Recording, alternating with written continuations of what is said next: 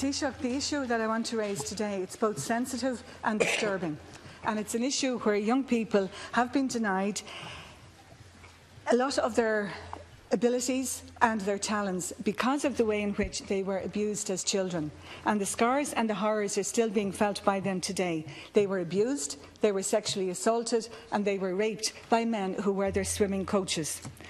These men robbed the young people of their dignity, their sense of self, their self-esteem, their confidence, and it also deprived them of realising their potential as great swimming champions for their country. And I think recovery begins when they can tell their story, when they are believed, when they receive appropriate counselling for as long as is necessary, but most particularly when the perpetrator is brought to justice. Now, this has happened in a number of cases, most recent being 2010. When a man was sentenced for sex offences committed between 1981 and the mid-1990s. But there is one notorious abuser who has never been brought to justice. His name is known. I won't say it because I don't want to prejudice any case against him. His victims and their loved ones suffer horrifically still, one of whom died very tragically at Christmas. This man fled Ireland. He lived in a number of other places before being facilitated and helped into the United States. And it is known that he worked with young people in those other countries. I'm asking, in the name of those who were abused, one of whom I knew personally, others I have met, and in the name of those who have supported and believed those young people in all of those years, that you will, in your compassion and in your humanity, have a conversation with the Minister for Justice with a view to reopening this case, with a view to extraditing this man back to Ireland, because I think that would encourage those who weren't able to come forward years ago to tell their story, but who might today, because we know more about child abuse and about paedophilia.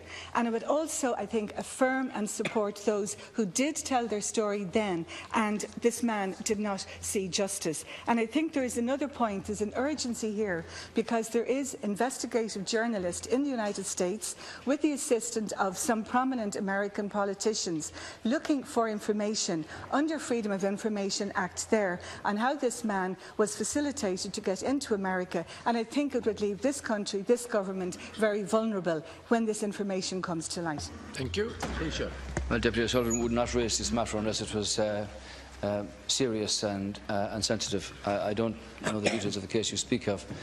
I'd be happy to speak to you, and I'll ask the Minister for Justice for a report on this matter. Clearly, if evidence exists of a particular crime, and this is a particularly appalling crime, repeated many times, if what you say is true, there are obviously legal connections between Ireland and many countries for pursuit of people who are alleged to have committed crimes of particular seriousness.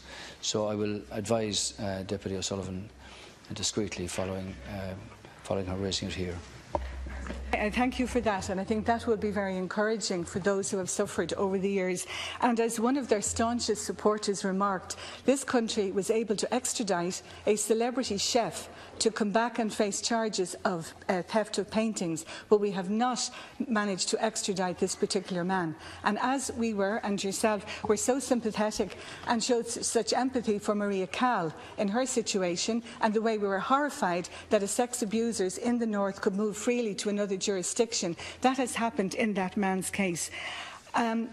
You know, I think there has been a litany of mistakes in the way that was dealt with in the past and some of the excuses that were made, and I really welcome an opportunity to discuss this with you further, because knowing somebody who was abused and meeting the others, it's a horror story of what has happened in their lives. The suicide attempts, those who did commit suicide, the breakdown in relationships and marriages, the self-harm, the eating disorders, and they are still paying the price because this particular individual was not brought to justice. So I do hope that their day will come when they will see that justice. So thank you. Thank you.